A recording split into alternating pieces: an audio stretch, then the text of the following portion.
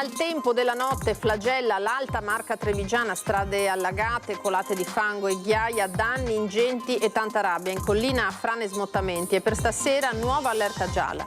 A Cordignano l'esondazione del Meschio, le acque invadono il paese, notte di panico nelle case e nei negozi, il racconto tra disperazione e rabbia. Conta dei danni anche a Farra di Soligo, alle prese con decine di allagamenti. Il sindaco Perencin chiede alla regione lo stato di calamità. La Lemagna sarà riaperta domani solo se lo consentiranno le condizioni meteo. La decisione del vertice dopo che la scorsa notte una nuova colata di detriti ha ricoperto parzialmente la strada fra San Vito e Cortina. In vacanza in Corsica con marito e figlie viene colta da un improvviso malore e muore in ospedale. Santa Maria del Rovere è sotto shock per la tragica fine di Roberta Carnelos. Una settimana fa il colpo di scena dell'assoluzione del processo per l'omicidio di Annika Panfile. Stasera a Ring tutta la verità di Franco Battaglia. Ok all'emendamento al disegno di legge infrastrutture rinviato a ottobre 2026, il blocco dei mezzi Eurodiesel Euro 5 previsto per le regioni della pianura padana, tra le quali il Veneto. 4 tra imprenditori e professionisti denunciati dai carabinieri hanno messo in vendita una macchina operatrice a un prezzo gonfiato più di 30 volte per ottenere i fondi della transizione ecologica previsti dal PNRR. Individuati e sanzionati 3 ecovandali che a Treviso si erano sbarazzati dei loro rifiuti. La polizia locale li incastra grazie alle immagini delle fototrappole. Sport, calcio, presentato ufficialmente il nuovo allenatore del Treviso, Edoardo Gorini, l'ex tecnico del Cittadella, pronto alla sfida, affascinato dal progetto. Qui dice c'è fame di calcio.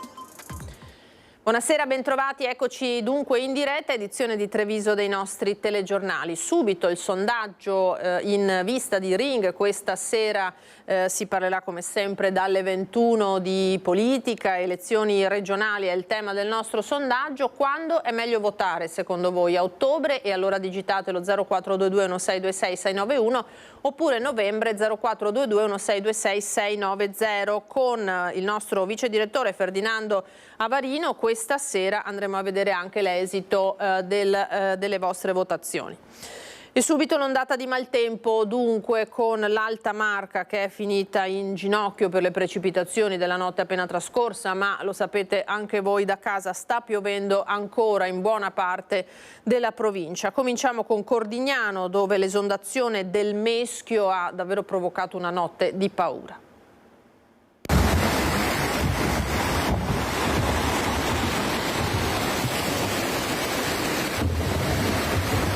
In 5 minuti si è accorto mio fratello, che l'avevamo visto ancora diciamo discretamente bene, e è uscito e ci ha detto è alto e il tempo di andare di sopra. Acqua e fango? Soprattutto fango, acqua sì tanta, perché poi siamo scappati, perché altrimenti rimanevamo anche noi qua, intrappolati.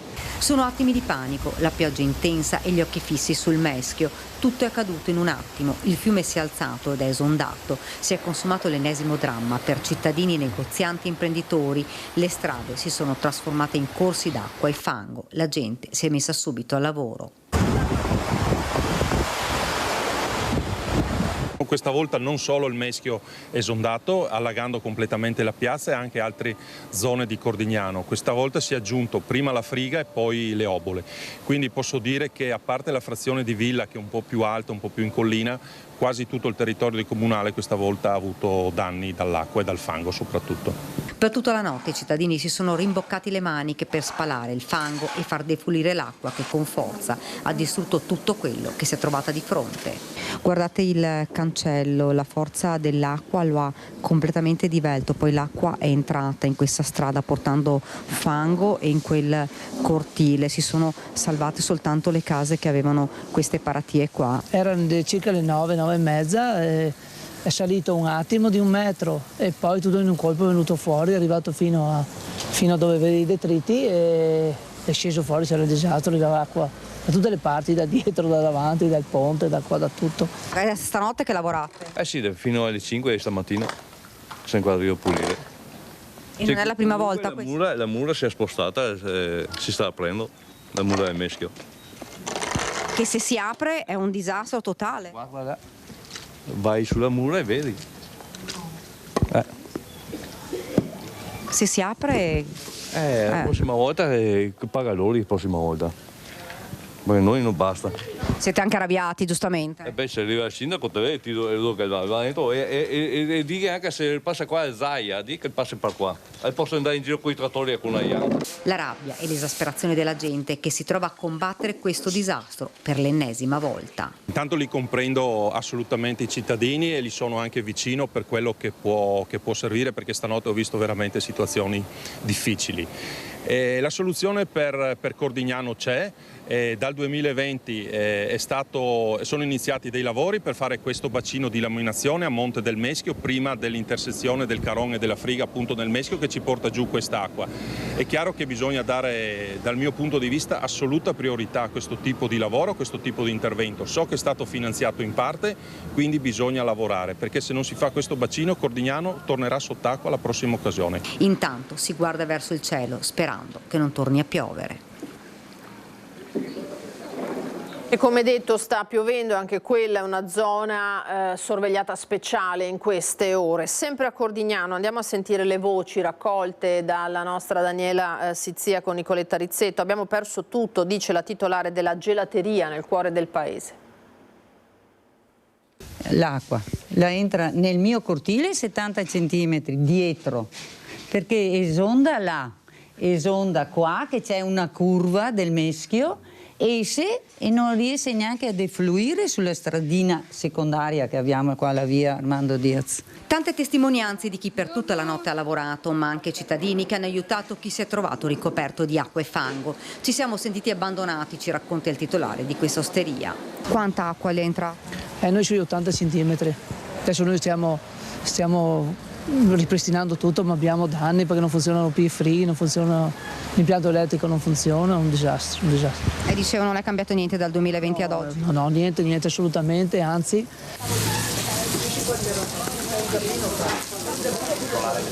Pochi passi siamo nella gelateria del paese, qui tutto è andato distrutto. Nel giro di 5 anni di nuovo, e come vedete è tutto distrutto, noi e altri insomma hanno avuto danni ingenti.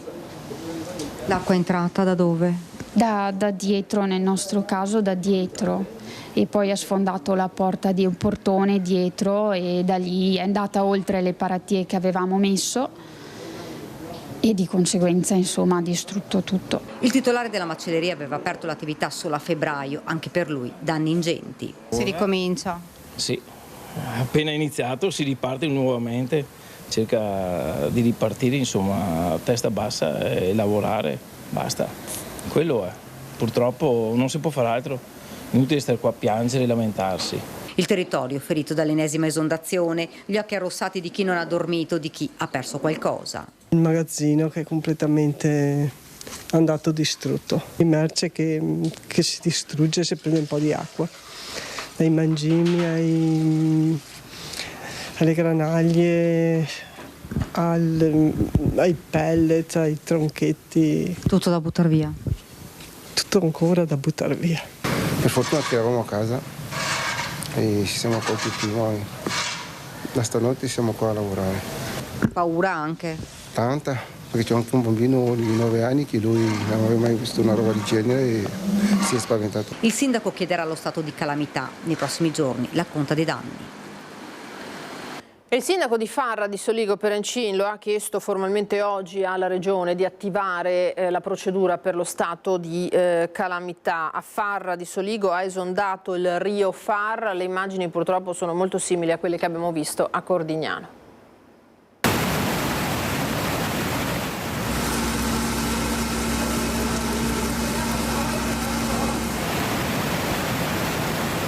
E questo è il risultato, tutto da buttare. Il negozio appena fatto, tutto nuovo. Il 9 di novembre aveva fatto, perché di mia figlia, di 20 anni. Una bomba d'acqua che dalle 8 di sera fino alle prime luci dell'alba non ha dato scampo ai cittadini di Farra di Soligo, che si sono ritrovati sommersi letteralmente da un fiume in piena che ha travolto tutto. Nella notte l'esondazione del Rio Farra ha trasportato anche una marea di fango, invadendo gli scantinati, i giardini, i garage, le attività commerciali sulla piazza, arrivando fino al cimitero, chiuso temporaneamente per allagamento. Sotto accusa da parte dei cittadini la pulizia del Rio e dei tombini, aperti a mano nella notte per far defluire l'acqua. Con questo fango, con tutto così, i tombini si sono intasati e qui correva un fiume d'acqua, perché adesso è pulito, perché questa notte siamo stati qua fino alle 2 con le pompe d'acqua in modo di pulire e di aprire. Non ti dà mai una mano nessuno qua, è poco da fare. Però ti mandano la bolletta della pulizia, del consorzio te la manda la bolletta. Puliamo, paghiamo perché poi vengono fuori queste cose. Vabbè, così si fa. Un'accusa che viene pronunciata anche da chi ha la casa proprio adiacente al corso d'acqua esondato, come questo residente che ha riportato danni incalcolabili dalle auto alla casa al giardino. È con un canale di scarico, non è che sia una fiume, è un canale di scarico, però il comune non pulisci mai là sotto, quindi si ingruma tutto quanto e forza via. Venuto fuori a tutta l'acqua, è fatto un disastro. Nella giornata il sindaco Mattia Perencin ha comunque tenuto alta l'attenzione, chiudendo la viabilità da e per Collagù per ripulire le strade, aprendo per tutto il giorno il centro di recupero dei materiali da smaltire. Una quantità di oggetti, mobili, attrezzi, strumenti di lavoro che non potranno più essere recuperati. Oggi nelle colline del Prosecco è una brutta giornata, ma si guarda comunque avanti. Noi siamo veneti, sappiamo arrangiarci e quindi giù tutto.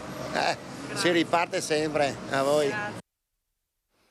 Esonda il Crevada, fango e acqua anche nel Coneglianese, danni che minano anche il morale di volontari e imprenditori che il giorno dopo fanno la conta, anche in questo caso, di quel che resta.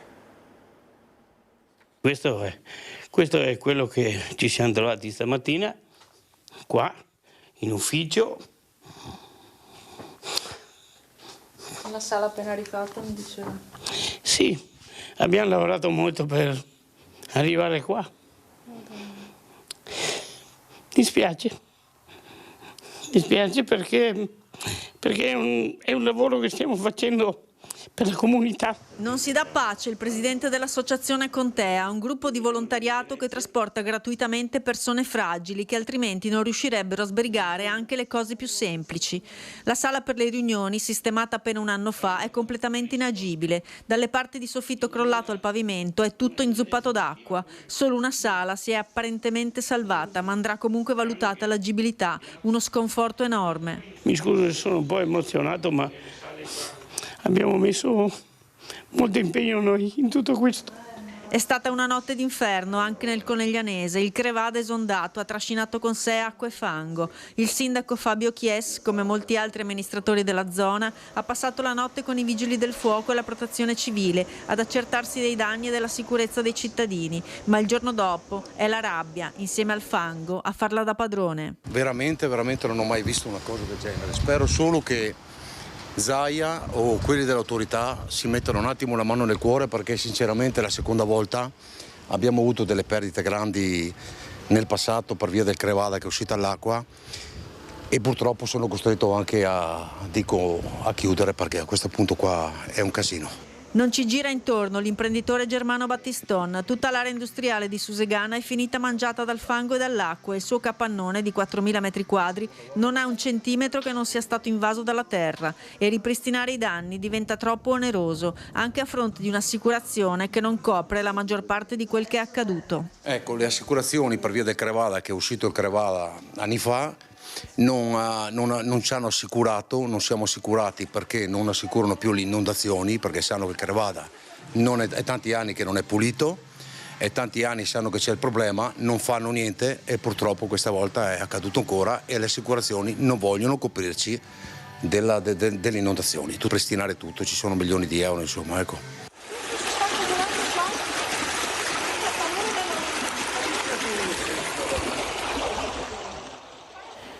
Allora, l'abbiamo detto poco fa, ha ripreso a piovere, ci sono stati violenti nubifragi anche nel tardo pomeriggio di oggi. Questo video si riferisce a Maser, siamo nella zona industriale di Coste e questa è la scena che si è presentata appunto quando stava piovendo, stava finendo di piovere. Qua siamo lungo la Marosticana, sempre stessa zona. Questa invece è via Roccoler, come un fiume d'acqua, lo vedete, quindi ancora il territorio dell'Asolano, della Montegliana, battuto da questi violenti nubifragi, queste supercelle che si creano. Poi naturalmente parliamo di un territorio che ormai fa fatica a ricevere dopo più di 2 giorni di intense piogge che colpiscono a quanto pare sempre le stesse zone. Tra poco vi mostrerò l'Asolano, intanto andiamo a vedere che le piogge della scorsa notte, che hanno insistito su terreni zuppi, hanno colpito anche le colline in termini di frane. Qui siamo a Corbanese di Tarzo, ma no, qui siamo a Farra di Soligo, scusate, tra poco andremo anche a Corbanese di Tarzo, eccolo qua, zone in cui le rive, lo vedete, e le sponde hanno ceduto proprio perché il terreno ormai è intriso d'acqua. La provincia di Treviso dalla mattinata sul campo per frane e smottamenti i tecnici per effettuare sopralluoghi e monitoraggi rispetto alle strade provinciali. Ecco, le vediamo nelle immagini che sono state coinvolte da queste colate di detriti. Parliamo di Pieve di Soligo, San Pietro di Feletto, Sarmede, Cappella Maggiore, Fregona, smottamenti anche nelle zone di Valdobbiadene e dell'Asolano, operazioni di controllo e messa in sicurezza fanno sapere dalla provincia che continueranno necessariamente nelle prossime ore perché anche la viabilità è a rischio in questi tratti. Pioggia e vento, come detto, hanno creato grossi problemi, grossi danni anche tra Asolano e Castellana, con la gente che è davvero stanca perché parliamo di zone costantemente tartassate da questi fenomeni. Il maltempo delle scorse ore ha messo nuovamente in ginocchio l'area tra Asolano e Castellana. A Castelfranco Veneto il ponteggio di un cantiere si è staccato a causa della pioggia e del forte vento, piegandosi pericolosamente. I vigili del fuoco sono intervenuti per la messa in sicurezza e si è davvero scongiurato il peggio. Così come è accaduto in via Sile, dove i pompieri hanno rimosso una grossa pianta che si era abbattuta sulla strada. Anche in questo caso fortuna ha voluto che non stesse transitando nessuno in quel momento. Sorvegliato speciale resta il Muson dei Sassi, che poco dopo le 12 ha superato la soglia dei 2,5 metri. Tra le zone più colpite in comune di Asolo, ancora una volta le frazioni di Villa e Lauro, strade completamente allagate, trasformate in torrenti d'acqua, fango e detriti. A Villa, lungo tutta la via della Sega che attraversa il paese, le case hanno ancora le paratie in legno e sacchi di sabbia davanti agli ingressi per evitare che l'acqua entri nelle abitazioni. Pochi chilometri più a sud, siamo a Lauro, i residenti ci raccontano i momenti di tensione vissuti.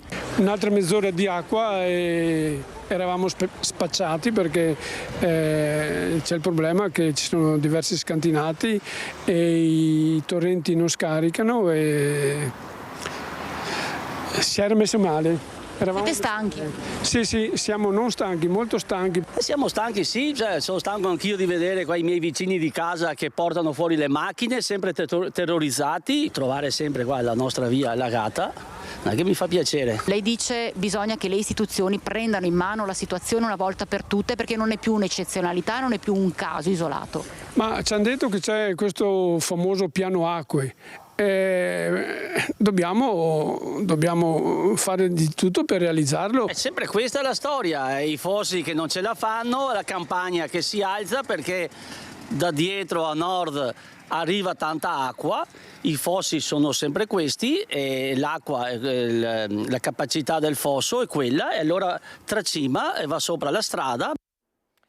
Riguarda naturalmente anche il tema ambientale, il contenimento delle emissioni e con queste del surriscaldamento la prossima notizia perché c'è il via libera al rinvio di 1 anno del blocco dei mezzi diesel Euro 5. C'è l'ok all'emendamento al disegno di legge infrastrutture, a comunicarlo esprimendo grande soddisfazione lo stesso ministro Matteo Salvini. La nuova norma rinvia dunque dal 1 ottobre 2025 al 1 ottobre 2026 il termine che prevede per Veneto, Piemonte, Lombardia ed Emilia-Romagna la limitazione strutturale alla circolazione delle autovetture e dei veicoli commerciali diesel Euro 5, prevedendo al contempo che la limitazione vada applicata in via prioritaria alla circolazione stradale nelle aree urbane dei comuni con oltre 100.000 anziché 30.000 abitanti. Noi ci fermiamo adesso per un veloce break, abbiamo molta altra cronaca tra poco. Ritorniamo in diretta da studio, bentrovati dopo l'ampia pagina dedicata al maltempo di queste ultime ore e anche a quello in corso purtroppo. Mentre vi parliamo andiamo alla cronaca. Sconcerto e dolore a Santa Maria del Rovere, siamo a Treviso per la morte mentre era in vacanza col marito e le figliolette in Corsica di un'infermiera di 46 anni, Roberta Carnelos. Il forte mal di testa, il ricovero in ospedale e infine la morte che ha lasciato tutti sotto shock, dalla famiglia ai colleghi dell'ospedale San Camillo di Treviso, dove lavorava come infermiera al laboratorio analisi. Roberta Carnelos, 46 anni, si trovava in vacanza in Corsica con il marito Maurizio e le figliolette di 11 e 8 anni quando è stata accolta dall'improvviso malessere. Era la prima volta che la famiglia andava in vacanza all'estero. Il mal di testa proseguito per un paio di giorni ha spinto la coppia a rivolgersi all'ospedale. I medici francesi hanno inizialmente ipotizzato una meningite, ma senza trovare riscontro. La natura del virus che l'avrebbe colpita non è tuttora chiara. Il decorso è stato tuttavia rapido e inesorabile. Per Roberta non c'è stato nulla da fare. La notizia della morte della loro unica figlia ha sconvolto i genitori che, come Roberta, il marito e le bambine, abitano in via Cavarzerani. Il parroco, Don Adelino Bortoluzzi, che conosce bene la famiglia, è andato a trovarli per cercare di portar loro conforto. Di Roberta ricorda la semplicità, l'umiltà, unite a una grande intelligenza. I funerali non si svolgeranno prima di sabato. Il marito della 46enne sta sbrigando le pratiche per il rimpatrio della salma. Raggiunto il porto di Livorno, il feretro sarà preso in carico dalle onoranze funebri che riporteranno Roberta a Treviso. La cronaca giudiziaria adesso, il delitto di Margherita Ceschin a Conegliano. Joel Lorenzo, uno dei presunti killer e grande accusatore della banda criminale, è stato rinviato a giudizio per omicidio volontario aggravato dalla premeditazione. Comparirà davanti ai giudici della Corte d'Assise il prossimo 1° ottobre Joel Lorenzo, uno dei 3 presunti killer e grande accusatore della banda criminale che avrebbe ucciso Margherita Ceschin, la 72enne trovata morta nel suo appartamento a Conegliano il 23 giugno 2023. Dovrà rispondere dell'accusa di omicidio volontario aggravato e premeditato. I legali del 26enne estradato in Italia lo scorso gennaio dalla Repubblica Dominicana hanno chiesto il rito abbreviato, ma non è stato concesso dal giudice per le udienze preliminari per la tipologia del crimine. Il giovane ha anche versato una cifra di circa 1.000 euro a titolo di risarcimento nei confronti di una delle figlie della vittima. Joel Lorenzo, che rischia l'ergastolo, era stato arrestato nel suo paese d'origine e una volta in Italia ha reso una confessione puntando il dito contro gli altri imputati, il fratello Sergio Lorenzo, Matteo Garcia, Enzo Lorezzone, il mandante ed ex marito della vittima, e Candy Maria Rodriguez. Mentre per l'altro imputato, Juan Maria Beltre Guzman, che è tornato libero, la pubblica accusa ha intenzione di riqualificare il reato di cui era accusato da omicidio, sempre in concorso, in favoreggiamento personale. Joel, secondo la sua versione, avrebbe partecipato al delitto come palo all'esterno della casa di Margherita, mentre Matteo Garcia sarebbe entrato dentro l'abitazione dell'anziana per ucciderla. Il 14 luglio ci sarà l'esame di tutti gli imputati difesi dagli avvocati Mauro Serpico, Fabio Crea e Marcello Stellin. Enzo Lorenzon, che per motivi di salute si trova ai domiciliari in una casa di riposo, presenterà una memoria scritta. Il crack di Veneto Banca, oggi in Corte d'Assise l'udienza per presentare le richieste di costituzione di parte civile, circa 300 le persone tra azionisti e risparmiatori che si vorrebbero costituire parte civile per ottenere risarcimento. Di queste però alcune hanno già ottenuto la transazione, motivo per cui sono state esaminate tutte e 300 le richieste. Il giudice nella giornata di oggi si è riservato di decidere fissando la prossima udienza all'11 settembre. Hanno finto di aver speso circa 2 milioni di euro per un macchinario con lo scopo di ottenere i fondi PNRR destinati alla transizione ecologica, truffa sventata dai carabinieri, 4 imprenditori trevigiani indagati. hanno dichiarato di aver acquistato un macchinario da 1.800.000 euro per poter ottenere fondi PNRR destinati alla transizione ecologica per un valore di 990.000 euro, il budget massimo previsto dalla riscossione dei fondi. Nel mirino delle indagini del NOE, Nucleo Operativo Ecologico di Treviso, Venezia e Modena, 4 imprenditori e professionisti trevigiani. Gli investigatori hanno perquisito le abitazioni degli indagati e le sedi delle rispettive società, acquisendo la documentazione relativa all'acquisto di un macchinario del valore di oltre 60.000 euro presso un'azienda terza e rivenduto poi ad un'altra società a un prezzo gonfiato di 30 volte. Di qui il nome dell'indagine Pressa Gonfiata, coordinata dalla Procura di Treviso, che ha portato alla denuncia dei 4 imprenditori. L'accusa è di tentata truffa aggravata per il conseguimento di erogazioni pubbliche. La truffa non è andata in porto solo grazie al tempestivo intervento dei carabinieri, che sono riusciti a intervenire interrompendo la truffa prima che i fondi PNRR venissero erogati. Con le vacanze estive e le persone fuori casa aumenta il fenomeno dei furti in abitazione, lo sappiamo bene. La Polizia di Stato ha stilato un vademecum dei comportamenti da adottare per prevenire le razzie nelle abitazioni. Fate attenzione. Inizia il periodo dell'anno che insieme al Natale porta fuori casa per le vacanze le persone. È proprio d'estate, a ridosso delle festività natalizie, infatti, che aumentano i furti in abitazione. Fenomeno che la polizia ha già cominciato a notare in lieve aumento rispetto ai mesi precedenti. Per questo periodo, infatti, la Polizia di Stato predisporrà un'intensificazione dei servizi di prevenzione e controllo del territorio volti a contrastare il fenomeno dei furti in abitazione, anche con l'impiego degli equipaggi del reparto prevenzione crimine. Le assenze prolungate dalla propria abitazione per le vacanze estive espongono maggiormente al rischio di restare vittima di reati predatori. La Polizia di Stato anche nelle prossime settimane imprimerà il massimo impulso ai propri servizi di prevenzione e controllo del territorio volti a contrastare questo odioso fenomeno. Ma la prevenzione passa soprattutto da piccole accortezze che ognuno di noi può porre in essere, e il vademecum che abbiamo diffuso oggi va esattamente in questa direzione. Oltre al rafforzamento dei controlli è importante anche seguire alcuni accorgimenti. Per esempio tenere chiusa a chiave la porta anche se si è in casa, evitare di tenere con sé grosse somme di denaro, rinforzare i serramenti, installare allarmi e telecamere, mettere al sicuro il contatore dell'elettricità in modo che nessuno possa staccarlo, non aprire a sedicenti tecnici e non condividere sui propri social i momenti delle vacanze in diretta. Se al rientro si trova la porta aperta, evitare di entrare in casa e contattare le forze dell'ordine. Il ladro, infatti, potrebbe essere ancora dentro. Lotta all'abbandono di rifiuti, le fototrappole installate a Treviso incastrano 3 persone. Vediamo. Si aggirano indisturbati di giorno o di notte, poco cambia, loro i loro sacchi colmi di immondizia. 3 persone sono state riprese dalle fototrappole, camere di videosorveglianza che la polizia locale ha installato in vari punti della città anche per contrastare fenomeni come l'ecovandalismo. Abbiamo dovuto procedere in questo modo, l'unico modo fondamentalmente per riuscire a individuare queste persone. In questo caso si è trattato di una serie di abbandoni fatti in centro città e anche nelle zone immediatamente limitrofe. Decisiva dunque l'installazione delle videocamere che hanno permesso di individuare un 33enne che per 2 volte in 10 giorni ha scaricato sacchi neri di rifiuti dal baule della sua auto vicino alla fermata del bus davanti alle scuole Don Milani di San Zeno.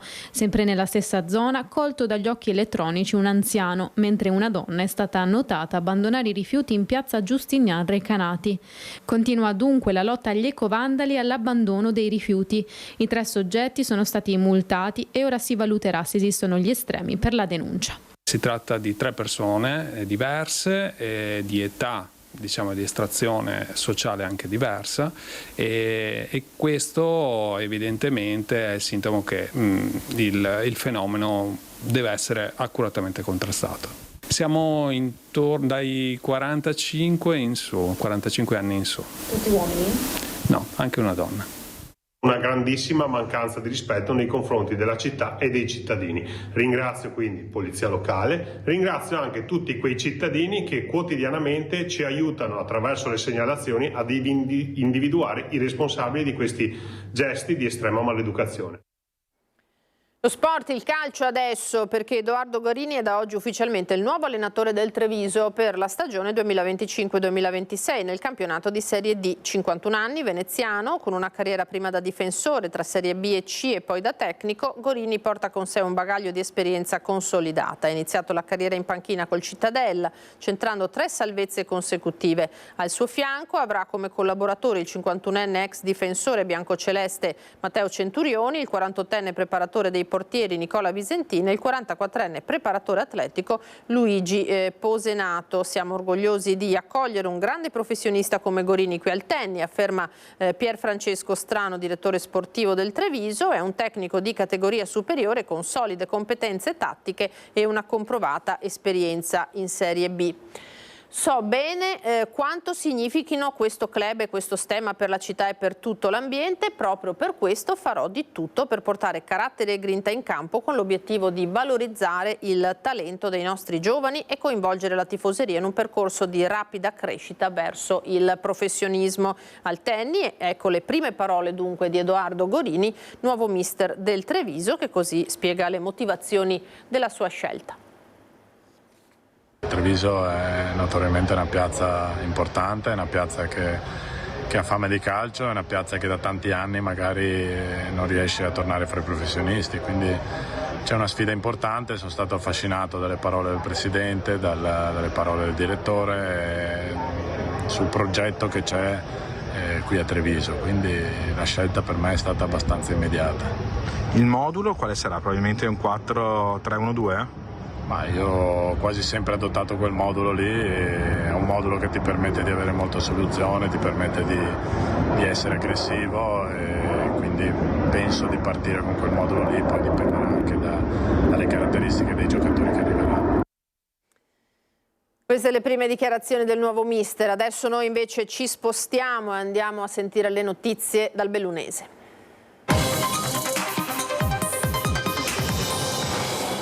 Abbiamo parlato di maltempo, abbiamo parlato di frane e dunque la statale 51 di Alemagna sarà riaperta domani solo se lo consentiranno le condizioni meteorologiche e è l'ANAS a dare per prima la comunicazione dopo che la scorsa notte una nuova colata di detriti ha ricoperto parzialmente la strada interrotta a Dogana Vecchia fra San Vito e Cortina. Da stamattina il personale è al lavoro per sgomberare la carreggiata da sassi e fango. Domani alle 13, al termine dell'ulteriore controllo dei canali dopo le precipitazioni di questo pomeriggio e probabilmente della prossima nottata, la strada sarà transitabile fino alle 20 e dal giorno seguente dalle 7 con presidio di sorveglianza a vista e chiusura in caso di pioggia o di limitata visibilità. Fascia d'apertura e modalità ricalcano quanto già stabilito nella riunione tecnica di venerdì scorso al centro coordinamento soccorsi. Il sistema di monitoraggio sarà installato dalla provincia e prevede dispositivi di allerta automatica. I presidi saranno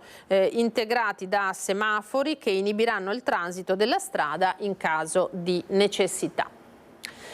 Un nuovo collegamento tra San Vito di Cadore e Cortina potrebbe nascere dal basso grazie a un comitato cittadino. A promuoverlo è l'ex sindaco di Valle di Cadore Matteo Toscani, che richiama un'esperienza simile vissuta anni fa con la chiusura della statale 51 di Alemagna per la pericolosità di Palazzo Costantini. Una strada tra il lago di Mosigo e Pianda Lago alle porte di Cortina, la proposta rilanciata da Matteo Toscani, ex sindaco di Valle di Cadore, nelle giornate infernali causate dalla chiusura della statale 51 di Alemagna per la frana Dogana Vecchia in comune di San Vito. Una viabilità alternativa per migliorare la mobilità, un'opzione strategica in caso di emergenze o lavori lungo l'Alemagna. Inevitabile da parte mia andare con la memoria a 30 anni fa, 29 per la precisione, quando c'è stato un episodio diverso ma diciamo con molte similitudini.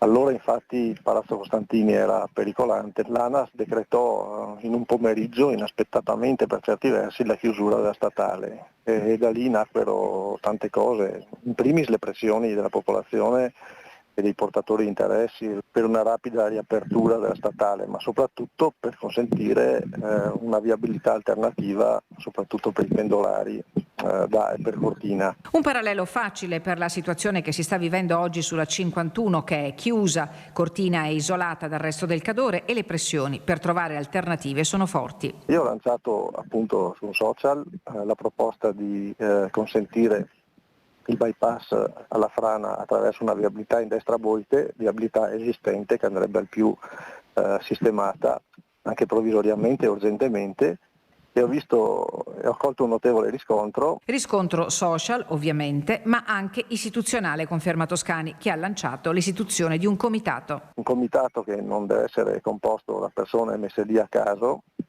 ma deve essere composto da persone autorevoli e con molteplici esperienze. La nuova strada di proprietà delle Regole, spiega Matteo Toscani, che passa in destra a Boito e poco dopo il lago di Mosigo, conduce a Pianda Lago, periferia di Cortina, attualmente percorribile dai mezzi fuoristrada. Sistemata permetterebbe di alleggerire il traffico soprattutto nei mesi estivi e nei periodi di grande affluenza turistica. Un'idea che guarda al futuro, ma parte da un'esperienza concreta del passato. Le Olimpiadi ormai possiamo dire imminenti, costituiscono un valore aggiunto, nel senso che possono essere quella forza in più che consente una riapertura anche in deroga a certe regole, a certe cose, e quindi le Olimpiadi possono costituire il motivo per avere l'alternativa per l'Olimpiade stessa.